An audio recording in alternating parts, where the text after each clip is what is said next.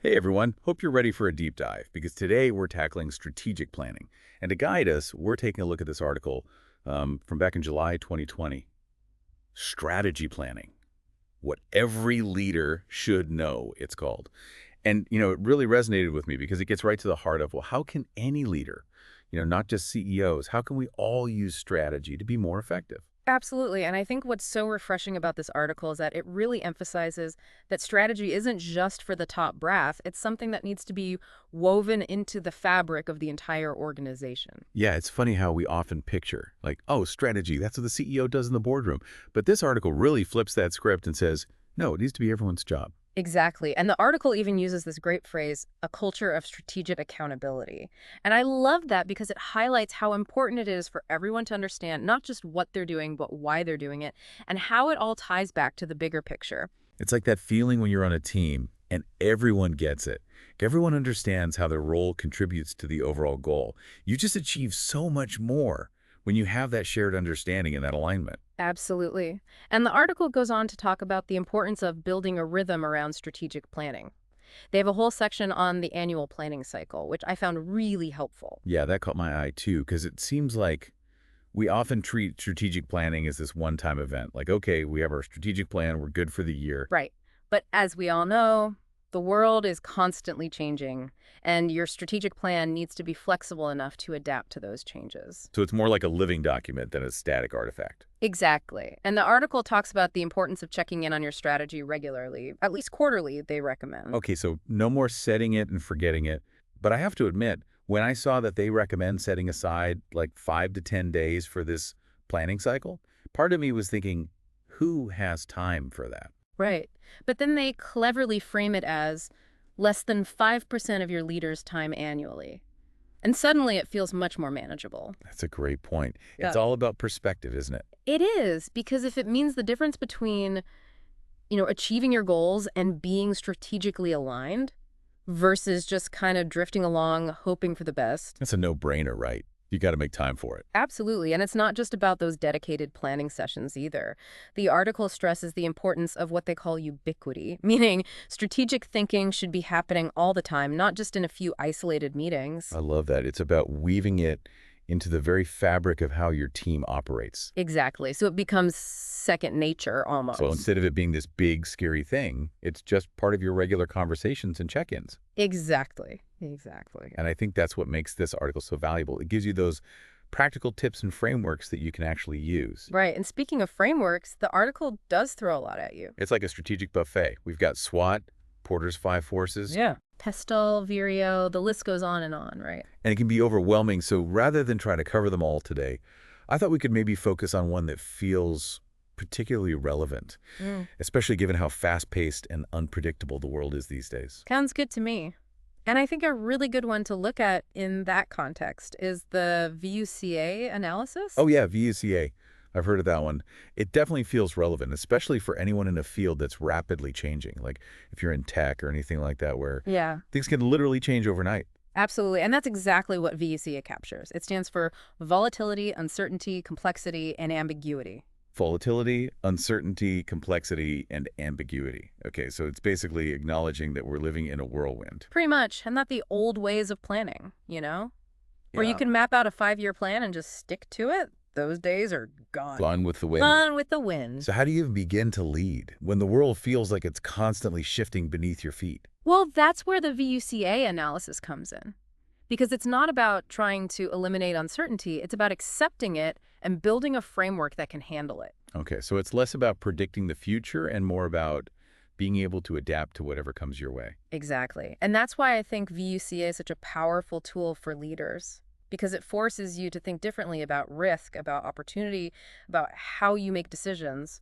So instead of trying to control everything, which is impossible, Yeah. you're focusing on building that agility and resilience. Exactly. It's like, how they say the only constant is change. Yeah. Well, VUCA takes that to heart and says, okay, so how do we thrive in that environment? Okay, so we're not just going to weather the storm, we're going to learn to dance in the rain. Exactly. And I think that's a much more empowering way to approach leadership, don't you think? I totally agree, and it's something that I think we can all benefit from, whether you're a CEO or just starting out in your career. Yeah.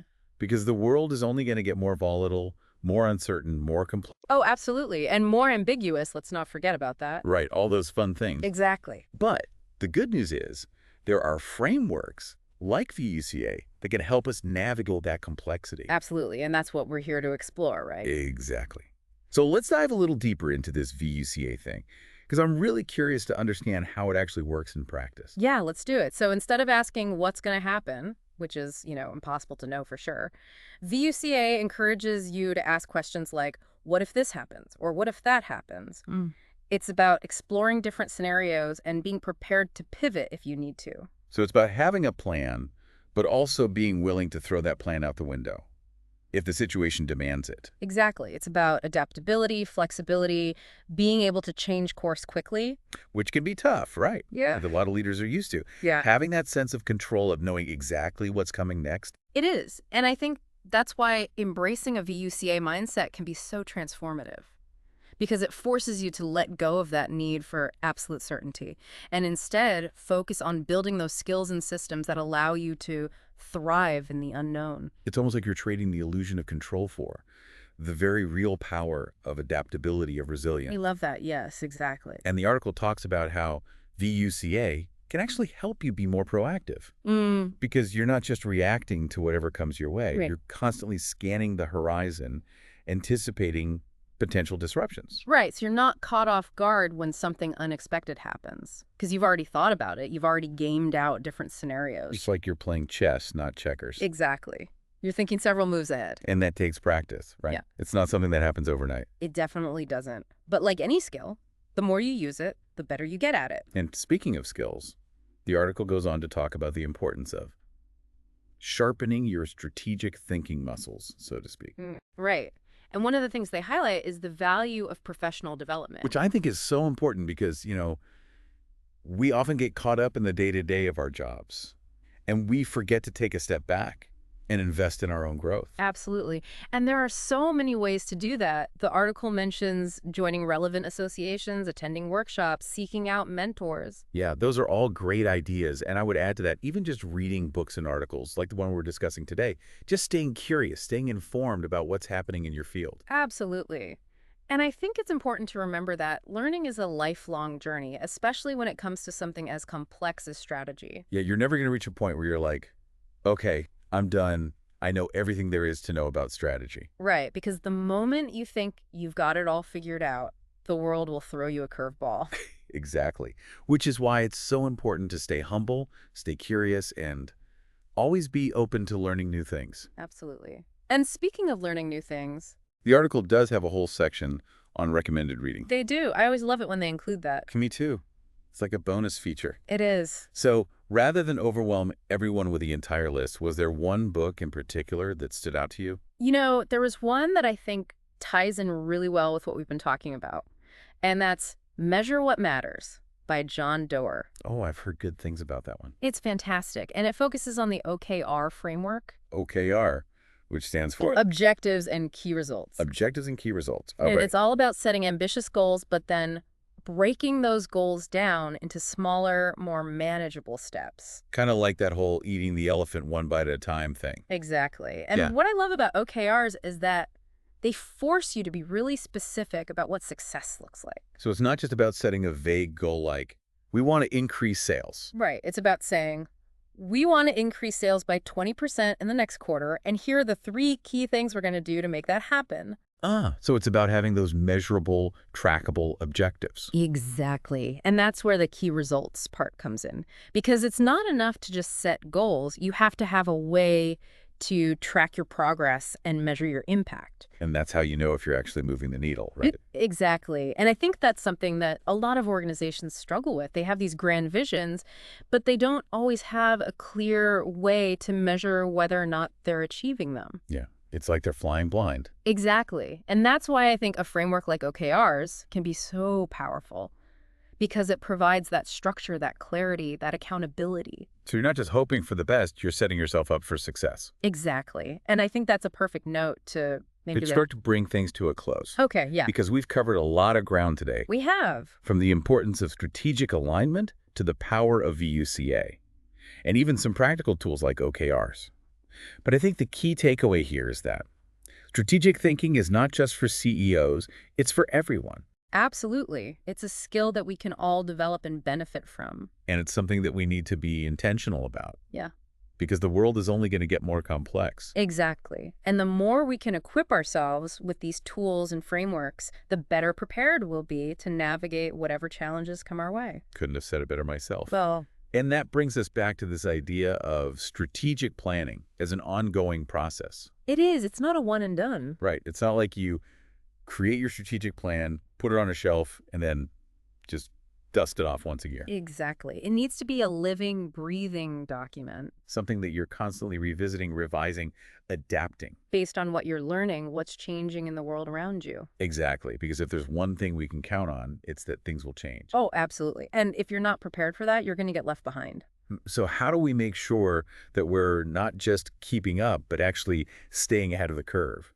Well, I think that's where a lot of the tools and frameworks we've been talking about come in, because they give you a way to make sense of all the complexity, all the uncertainty. It's like they provide you with a roadmap, or at least a compass, Hmm. so you can find your way even when you're not sure exactly where you're going. Exactly. And even if you don't follow the roadmap perfectly, even if you have to take a detour. Having that framework gives you a starting point, a way to orient yourself. And I think that's so important because when you're feeling lost, when you're feeling overwhelmed, It's tempting to just throw your hands up and say, forget it, I can't do this. right. But having those frameworks, those tools in your back pocket. It gives you that confidence, that sense of, okay, I might not have all the answers, but I know how to find them. Exactly. And that's what being a strategic leader is all about, isn't it? It is. It's about being comfortable with the unknown and having the skills and the mindset to navigate it effectively. Absolutely. And I think that's something that we can all develop. It's not something you're born with. It's something you cultivate.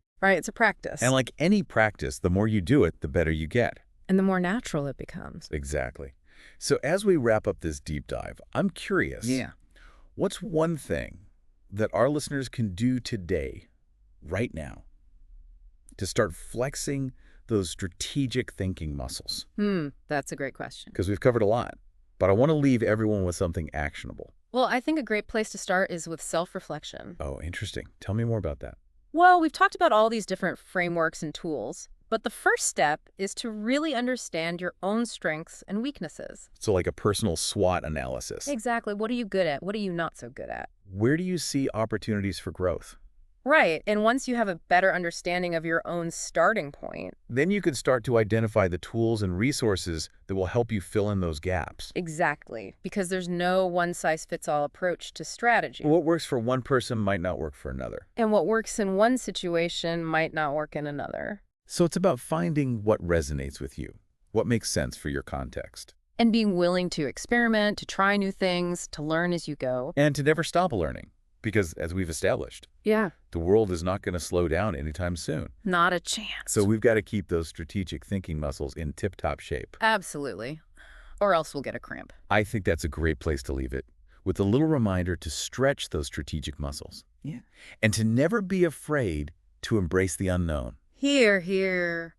Thanks for joining us on this deep dive into strategic planning. We hope you found it insightful and inspiring. And most importantly, we hope you'll put what you've learned into action. Because the world needs more strategic leaders. And it all starts with that first step. One strategic step at a time. Until next time, happy strategizing, everyone.